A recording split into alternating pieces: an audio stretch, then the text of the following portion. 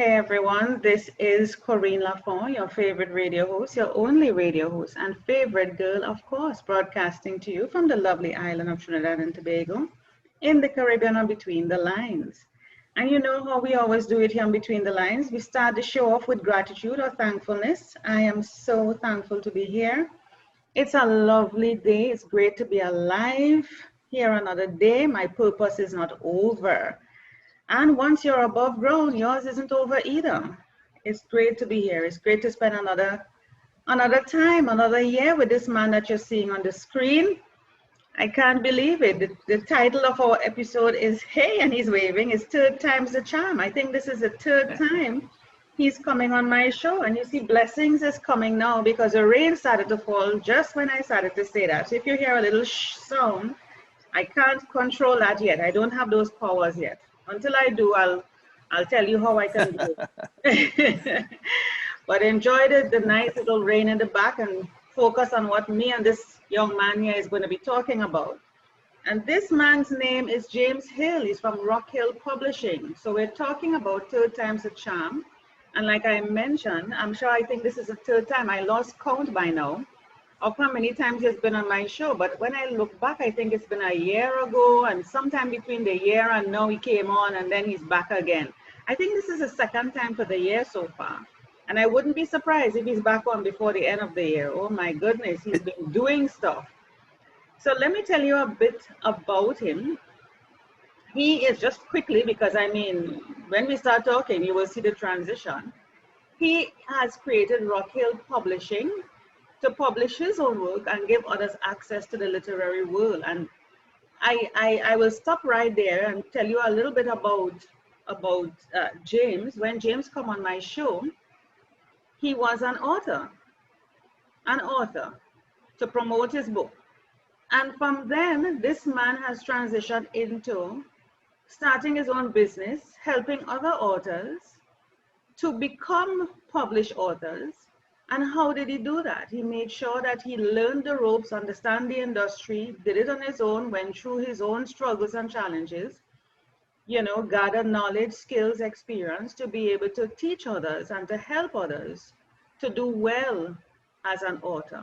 And so his company, as I mentioned before, is RockHill Publishing, and he will tell us why he called it RockHill Publishing in a minute and what has been going on for him since then. And he wants to, we're going to quickly go into his website, because I'm sure on his website he will feature some of the authors that he is working with and those who he wants to profile now and what's coming up in the near future. So James, welcome to Between the Lines. I thank you, Corinne. And yes, I do believe this is the third time. A charm, as always, to talk to you. And probably twice in the year now, yes. I think so. I think it's about twice thank a you. year. Yeah. So hold on. Let's jump into RockHill Publishing. What does the name mean, RockHill Publishing? Okay, I picked the name RockHill, and as you can see, I my see little it. logo there I see has it. a dragon sitting on top of a rock pile. Yes. And you're slaying. So the idea of RockHill is that you're slaying dragons. Are we slaying dragons? Actually, my nephew made the logo for me. Oh, nice, nice. No, well, yes and no. In the Emerald Lady and the upcoming Ruby Cradle, there is a war between dragons, men, and mermaids. So yes, in some cases dragons are bad. In some cases dragons are good.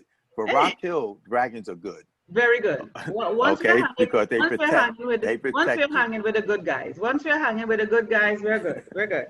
We're good. Yes. So, yeah. So the name RockHill comes from the idea of I wanted to build a company on a solid foundation, which is the rock, and the hill, so that I could see over the landscape and find the gems, the unpublished authors who otherwise would be overlooked. Oh yeah. And you know, a lot of that is happening. That's where RockHill comes from. And you know, a lot of that is happening because there are a lot of authors or people who are aspiring authors, and they are somehow, how shall I say, I don't want to use the word challenge, but they seem a bit, you know, like perturbed, they feel down and out about having to approach the industry because they feel, you know, nobody's going to notice them, and they may be carrying within them a really good story. Yes, that is absolutely true, and that's exactly why Rock Hill is where it is today. As an independent publishing house, we're able to find the people who have been putting their work out there to the big houses and to all over really, and been turned down because the big houses, they go by formula and they go by, you know, trying to keep up with what's trendy now and that kind of thing, because they have a lot of mouths to feed. So I can't knock them. You know, they have thousands of employees. They have a lot of mouths to feed. They have to turn profit and big profits. As an independent, I don't have a lot of mouths to feed. Still, I have some, but I can look for things that will be otherwise overlooked or considered not profitable or not marketable or not in the clutch right now, you know, and I can put that out knowing that it's a good work and a good piece of writing and it will sell. I mean, there are people who will, if I would like it, then other people will like it, you know? And that's the one thing about an author I would tell any author out there. First, write to satisfy yourself. Because if you like it, there's other people who would like it too. So don't necessarily try to write to that niche of what's selling today, because it may not be what's selling by the time you finish that book. That's a very good point. What I want to say is that somebody listening to this may say, I want to publish my book, and why should I come to you? Why are authors coming to you, and what type of authors are coming to you? Okay, let me start with the 4 authors that we published this summer. And one author came to me because his agent in London told him, look up this publishing house. I think they'll do great with you. He wrote a historical fiction named is Zach Vacaris. He wrote a historical fiction about the fall of Constantinople. Okay. Another author came to me after 29 different tries with other publishing houses. He went out and he was saying he was going to give it 30 tries. He had a limit. And after that, he was just going to publish it himself. So I was the 29th person on the list, I guess. And I said yes, and he was very happy with that. He wrote a cyberpunk called Hemisphere. Now, when I read the submission for Hemisphere, it was very interesting. It's about a tidal locked planet, which is tidal locked to the sun, to a star, which means that half the planet gets sunlight, the other half of the planet's in darkness. And this became the driving force between economies and everything else on this planet. A very interesting sci-fi. And I had no idea about cyberpunk at the time. You know, I didn't even know that that was a genre, but it has been one since about the 1980s, as he told me. So other people, I met one girl at the Miami Book Fair, which I was going to for about 3-4 years at the time. And she pitched the book to me in person. And I was very, you know, susceptible. It's sort of like With the Wardrobe and the Lion, you know that, by C.S. Lewis, I think. Yeah. Those stories. Yeah, her book is on that line. It's called The Noggin, and it's about a girl who wakes up in a completely foreign land, actually different world, and this world is full of magic and magical powers, and she is beset immediately by the king, who's this tyrannical king, and of course, there ensues the story, as they say. So she finds out that she has magical powers too, and part of that's the reason why she's now there. And then I have another one that we published by the name of John Ford this summer, and he wrote Dominion, which is an AI story, but he took a very different approach to AI in that he did his story more on the biological, physical nature of building this, which came about as an unintentional development. He was trying to figure out how brains work and how knowledge and information is stored. And so they build this biologically based brain, and it becomes aware, self-aware. And so I found him because his sister met me at a book signing at Barnes and Noble. And she said she had no idea what his book was about. She just knew it was science fiction. We're doing the science, I was signing science fiction books that I wrote. And she had no idea what his story, she could not understand what he wrote. So I gave him my card and said, well, tell him to send it to me. And he did, he applied to it. And when I read the story, I'm a big science fiction geek, and I read the story and I was like, wow, this is something. This is sort of like a cross between 2001, A Space Odyssey, and the iRobots series. Oh, yeah, I remember. I think iRobots is by Osmanoff. I remember that. So he had sort of like that cross, of a book. So that's how people come to me from all over, all different ways. You know, people just find me here and there, and you know, other people come, I meet them in person, or somebody else meets me and recommends them. So that's the life of publishing, I guess. So that is telling me that word is getting around, because people are referring clients or business or aspiring authors to you. And the work that you have been doing thus far is being noticed and commended.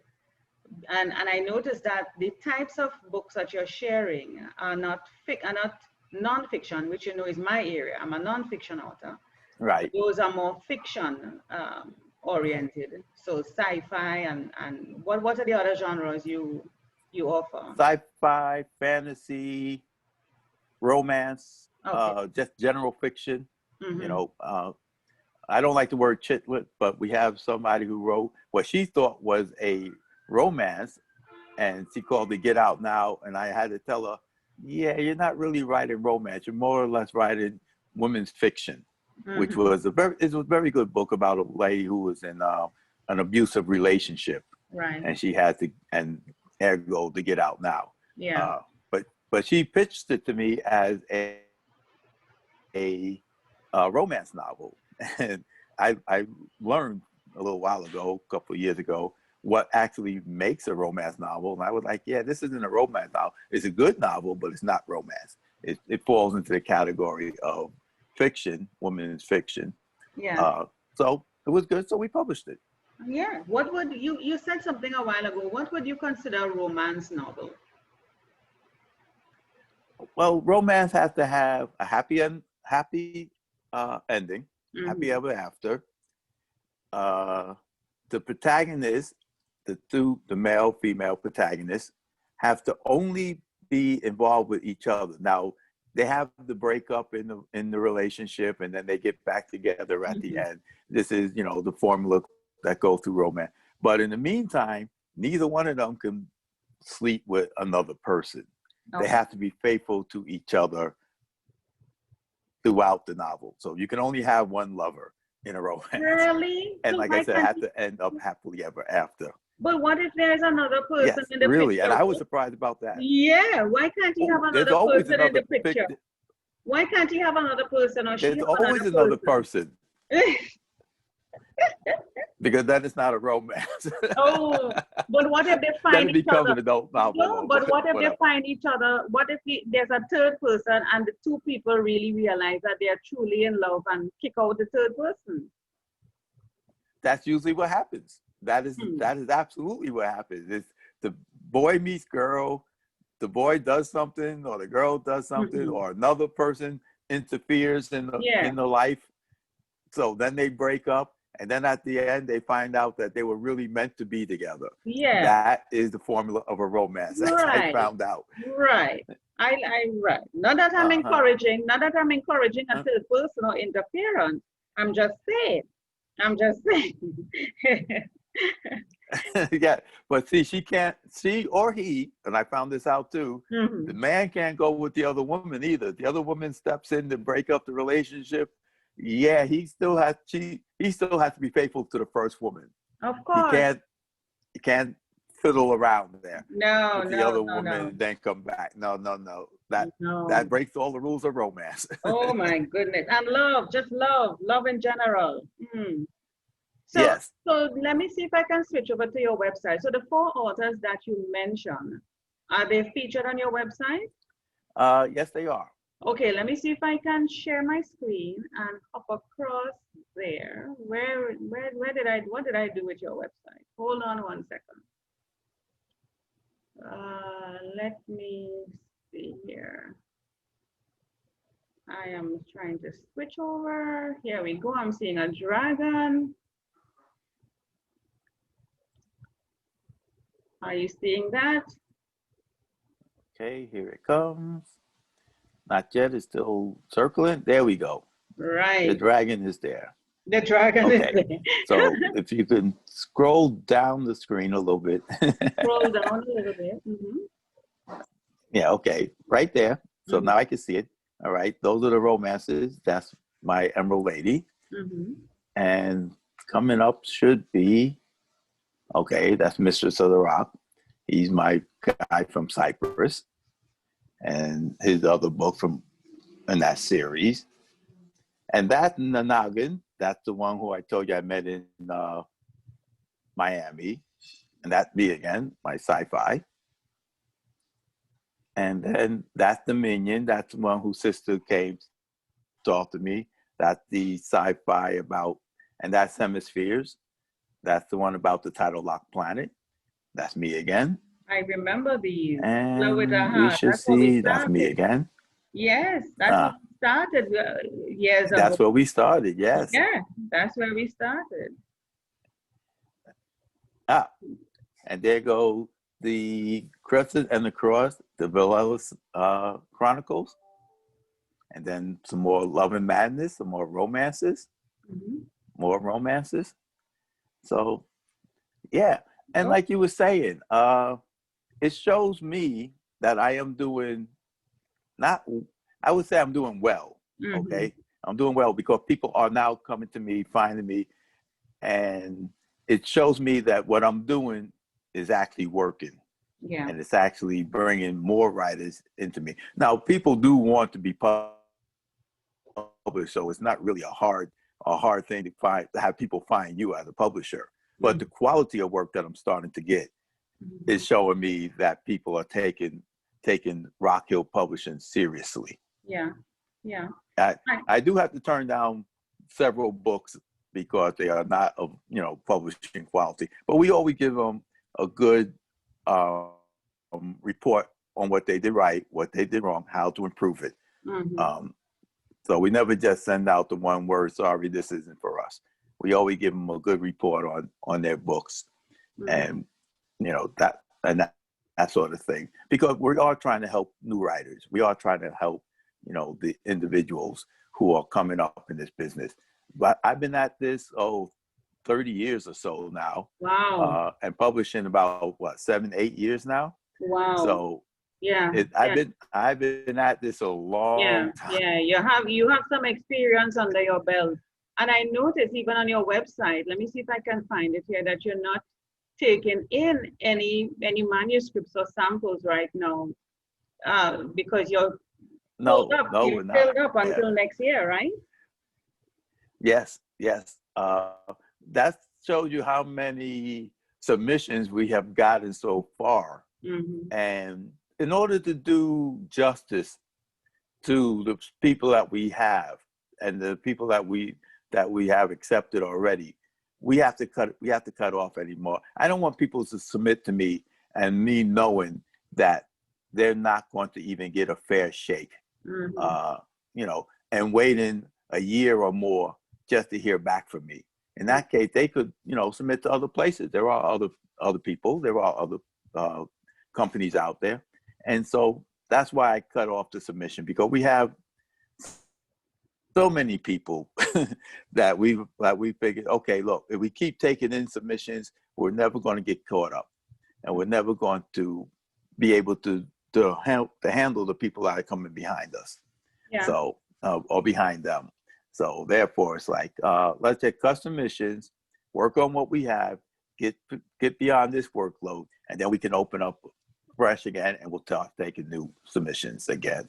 So let's say an aspiring author is listening to this. We're in the beginning of October, and we have the rest of October, November, December. So let's say someone is listening to this and they want to get their book out and approach you. What would you say to them that they can do between now and December in order to approach you from January 2021? Okay, what you will want to do is get the book edited. You probably want to get a couple of beta readers too. Have somebody read your manuscript. Have an editor go over your manuscript with you. Make sure it's in the best possible condition. You know, make sure it's well edited. And I'm not just talking about making sure everything is spelled right and things like that. That's important. But make sure the content is right. Make sure the flow is right. Have other people read the manuscript, not your mom, because your mom is going to tell you, oh, you're a wonderful boy or girl, and this is so great. No, find somebody who first off reads your type of manuscript, your type of work, so that they know what they're reading. Have somebody that will give you a fair and honest opinion of your work, and tell you what's wrong and what's right with it. Make those corrections, and then you'll be in a better position when you submit it to me or any other publisher, that when we read the book, it flows nicely. The story is well. We don't find plot holes that we know need to be fixed. You know, thing that will slow down the publication. If you send in a manuscript and I'm looking at it, I'm reading it, and I'm like, okay, you got 3 or 4 subplots here that goes off into nowhere, and you never come back, and characters come in and drop off, and you never say why. You know, those are things that need to be fixed, because when the reader reads that, they're reading along, and all of a sudden, what happened to this guy? What happened to that girl in the story? You know, that was so interesting. Where did she go? A subplot has to also have a ending to it in your story. So not only do your main plots have to fan out well, any subplots you have in that story need to fan out well too. Mm-hmm. And if they don't, you need to get rid of them. Yeah, yeah. That is good. That is good. So you will be accepting applications from January, or is there a particular month in 2021 you're looking at? We'll probably more looking at like probably March to June. Okay. What you could do is go to the website and look for when we start putting up a date. When we put up the date that we're going to, won't be January, but probably later in the year, around March to June period, we'll probably start taking them again by that time. Okay, so let me hop back on the website here 1 second. Let me try and get it back so that I can showcase where they need to submit. Where can persons submit on your website? Right. Well, there will be a submission tab when it's available again. Okay. Available. So at the top, you'll see a tab that says submission, and if you scroll down toward the bottom where it said we're not taking submissions, it'll probably then change to say we are taking submissions again. I'm not seeing it. I thought there was a message up there, but I can't see it on here. I will have to go on. All right. Yeah, I'm not seeing it. There'll be a submission tab when we're back. Okay, so when we come back to taking submissions again, there will be a submission tab. Okay. So when things open up, there's a lot of rain behind me. When things open up, the page will be open for accepting submissions. So I would encourage persons to keep checking the website. Yeah, to keep checking the website if they want to reach out to you. But if not, what is an email they can reach you on? Okay, they can go to jlhill@rockhillpublishing.com. That's pretty easy. jhill. And they can send me an email there. Okay, jhill. jlhill. jlhill at RockHill. jlhill at rockhillpublishing.com. Yes. Yeah, that's awesome. That's awesome. Yes. Any final words? We have a few minutes left. Any final words, James? What's coming up next? I mean, you're busy. What's going on? We're in quarantine. You're busy in quarantine. What's going on? Give us some final words. Well, quarantine haven't slowed me down at all, unfortunately. I would have liked to have been, quarantined somewhere and relaxing, but no, I'm still working hard. We have a release coming out in October 30th. We just had a cover reveal yesterday, and it's The Necromancer's Lament by David F. Balog.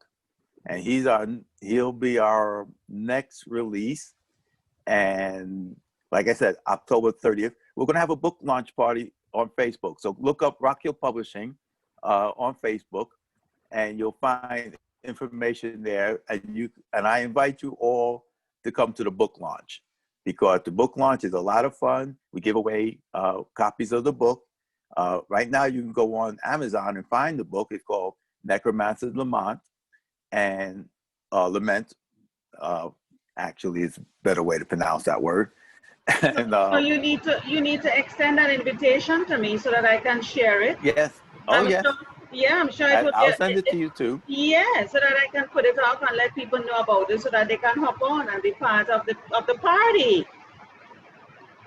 Yes, join the party by all means. Join the party and go to Amazon right now. Look up Necromancer Lament and pre-order the book. We will really appreciate that. And you pre-order the book, and then when the book comes live, you'll be the first ones to get it.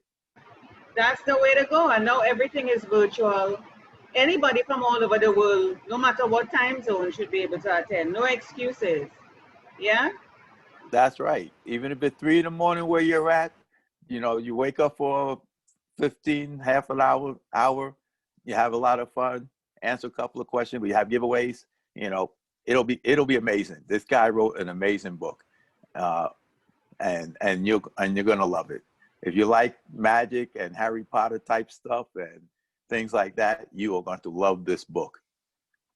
That is awesome. Listen to me, it's always a pleasure having you on Between the Lines, James. And what really I love about having you on my show is to see your growth. You keep growing and expanding and growing and impacting people's lives. And I know that's what you're about. And I really commend you on the work you're doing. And keep at it. Keep at it. I remember, that original time when you came on my show. I'm supposed to be in the movies. Remember, I still got you on my guest list. Yeah. We're gonna walk the red carpet together. Thank you.